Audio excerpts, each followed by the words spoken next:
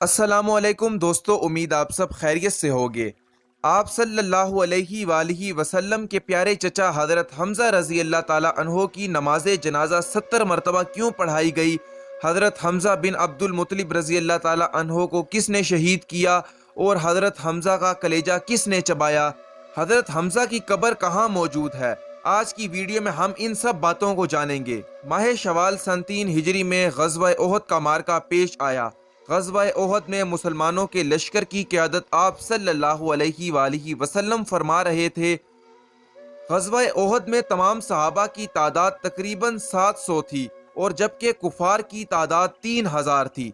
कुफार के लश्कर की क़यादत अबू सुफियान कर रहा था।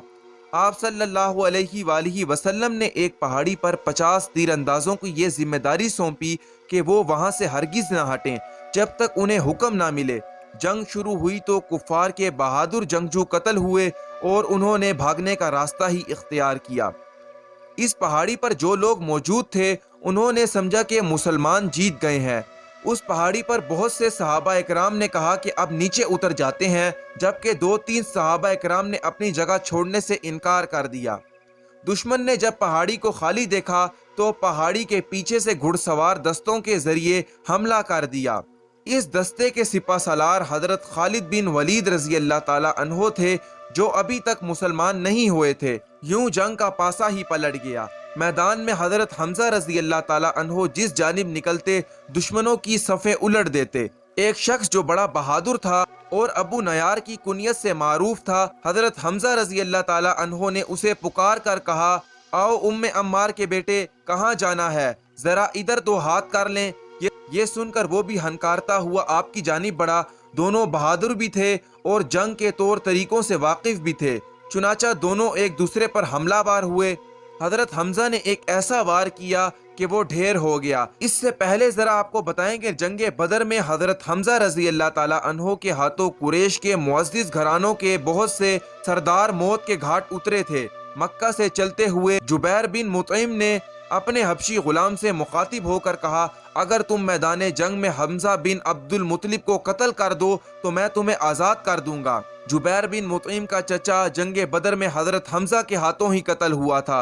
वहशी को इसके आका के अलावा कुरैश के बहुत से सरदारों ने भी इनाम का लालच दिया था। खास तौर पर सिपा सलार अबू सुफियान की बीवी हुंदा बिनते उतबा ने वहशी को यह कारनामा सरंजाम देने की तरगीब दिलाई थी। मक्का से चलने के वक्त से लेकर हजरत हमजा की शहादत तक जब भी हुंदा को वहशी नजर आता वो उससे कहती, ए वहशी तू हमारा सीना ठंडा कर दे, हम तेरा दिल खुश कर देंगे। वहशी हजरत हमजा के मुकाबले में आने की जुर्रत ही नहीं कर सकता था, मगर उसके पास एक फन था जिस पर एतमाद करते हुए उसने हजरत हमजा को कत्ल करने की हामी भर ली। वो दूर से निशाना बांधकर इस महारत से नेजा या खंजर फेंकता था कि उसका निशाना बहुत कम खता होता था। हजरत हमजा दरअसल जीरा नहीं पहनते थे। अब जब हजरत हमजा ने अब्दुल अजी को कत्ल करने के बाद उनका पांव फिसला और वो गिर गए तो हजरत हमजा ने दोबारा उठने की कोशिश की, तो उसी वक्त को मौका पाते हुए वहशी ने नेजा फेंका जो हजरत हमजा की नाफ के नीचे लगा और जिस्म से पार हो गया। हजरत हमजा ने अपने कातिल को देख लिया। वो लड़खड़ाते हुए गिर पड़े और इसके बावजूद हिम्मत ना हारी, उठने की कोशिश करते रहे और अपने कातिल की तरफ बढ़ना चाहा, मगर फिर शहादत के रुतबे पर फाइज हो गए। यूं हजरत हमजा रजी अल्लाह ताला अन्हो मैदान ओहद में शहीद हुए। हजरत हमजा रजी अल्लाह ताला अन्हो की शहादत पर कुफ्फार ने बेपनाह खुशियां मनाई। हुंदा ने हजरत हमजा रजी अल्लाह ताला अन्हो के जिस्म के साथ नाक और कान काट लिए, पेट चाक करके जिगर और कलेजा निकाला। जिगर के टुकड़े चबाना चाहे मगर निगल ना सकी। कान, नाक और दीगर आज़ा जिस्म का हार बनाकर गले में डाल लिया। वो खुशी से झूम उठी और उसने ये अशार कहे, हमने तुमसे योम बदर का बदला ले लिया और एक जंग के बाद दूसरी जंग के शोले तो भड़कते ही हैं। मुझे अपने बाप उतबा के कत्ल पर, अपने भाई वलीद, अपने चचा शेबा और अपने बेटे बकर की जुदाई पर सब्र और चैन नहीं आता था और मेरा दिल अब मुतमईन हो गया है। वहशी के एहसान का शुक्र सारी उम्र के लिए मेरे ऊपर वाजिब हो गया है, जो मैं हमेशा अदा करती रहूंगी, यहाँ तक कि मेरी हड्डियां कब्र में गल ही क्यों ना जाएं। जंग के बाद आप सल्लल्लाहु अलैहि वसल्लम ने अपने प्यारे चचा की लाश के टुकड़े मैदान में देखे تو آپ کی آنکھوں سے آنسو آ گئے، غم سے آپ ایسے بے قرار ہوئے کہ تمام صحابہ بھی رونے لگے۔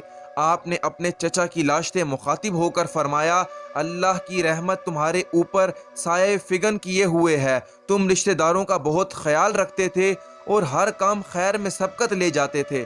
اگر مجھے پھوپھی حضرت صفیہ کے غم و رنج کا خیال نہ ہوتا تو میں تمہارے جسم کے ٹکڑے یوں ہی میدان میں چھوڑ دیتا تاکہ انہیں درندے اور پرندے کھا جائیں اور قیامت کے دن انہی کے پیٹ میں سے تم اٹھائے جاؤ۔ اللہ کی قسم تمہارے بدلے کفار کے 70 آدمیوں سے بدلہ لوں گا۔ آپ صلی اللہ علیہ وآلہ وسلم کے اس ارادے پر اللہ تعالیٰ کی طرف سے آپ کو وحی کے ذریعے تذکیر کی گئی، اور قرآن کی سورہ نحل کی آیت 126 میں اللہ تعالیٰ نے ارشاد فرمایا، اور اگر تم سزا دو تو ایسی ہی سزا دو جیسی تمہیں اذیت پہنچائی گئی، اور اگر تم صبر کرو تو بلا شبہ صبر کرنے والوں کے لیے صبر ہی اچھا ہے، اور صبر کرو اور تمہارا صبر کرنا خاص اللہ ہی کی توفیق سے ہے۔ اللہ تعالیٰ کے اس حکم کے بعد آپ صلی اللہ علیہ وآلہ وسلم نے یہ ارادہ ترک کر دیا اور قسم کا کفارہ ادا فرمایا۔ آپ صلی اللہ علیہ وآلہ وسلم کا دل سخت غمگین تھا۔ آپ نے ارشاد فرمایا، مجھے جبرائیل علیہ السلام نے خوشخبری سنائی ہے کہ حمزہ بن عبد المطلب کو 7 آسمان اوپر جنت الفردوس میں اسد اللہ واسد الرسول لکھ دیا گیا ہے۔ حضرت حمزہ کی بہن حضرت صفیہ جنگ کی خبر سننے کے بعد مدینہ منورہ سے احد کی طرف روانہ ہو گئیں۔ جب آپ صلی اللہ علیہ وآلہ وسلم کو پتہ چلا تو آپ نے حضرت صفیہ کے بیٹے حضرت زبیر کو حکم دیا کہ وہ انہیں میدان جنگ سے دور ہی روک لیں اور واپس مدینہ لے جائیں، کیونکہ اگر وہ اپنے بھائی کی اس طرح سے لاش دیکھیں گی تو صبر کا دامن ہاتھ سے چھوڑ دیں گی۔ جب ان کے بیٹے نے انہیں واپس لے جانے کا کہا تو انہوں نے فرمایا، میں اپنے بھائی کے بارے میں ساری خبر سن چکی ہوں، میں جانتی ہوں کہ یہ اللہ کی راہ میں بہت بڑی قربانی ہے، میں جاہلیت کا طور طریقہ چھوڑ چکی ہوں، میں نہ تو گریبان پھاڑوں گی اور نہ ہی اتنا شور شرابہ کروں گی۔ چنانچہ آپ صلی اللہ علیہ وآلہ وسلم نے انہیں میدان میں آنے کی اجازت دے دی۔ جب عزیز بھائی کے جسم کے ٹکڑے بکھرے ہوئے دیکھے تو آنکھوں سے آنسو رواں ہو گئے، مگر زبان سے ان اللہ و انا الیہ راجعون کے الفاظ ہی نکلتے رہے۔ پھر اللہ سے التجا کی، اے اللہ، یہ قربانی تیری راہ میں دی گئی ہے، تو اس کو قبول فرما۔ اس کے بعد حضرت صفیہ آپ صلی اللہ علیہ وآلہ وسلم کے حکم سے مدینہ واپس چلی گئیں۔ حضرت حمزہ کے جسم کے ٹکڑوں کو جمع کیا گیا اور کفن پہنایا گیا، جنازے کے لیے صفوں کے سامنے رکھ دیا گیا۔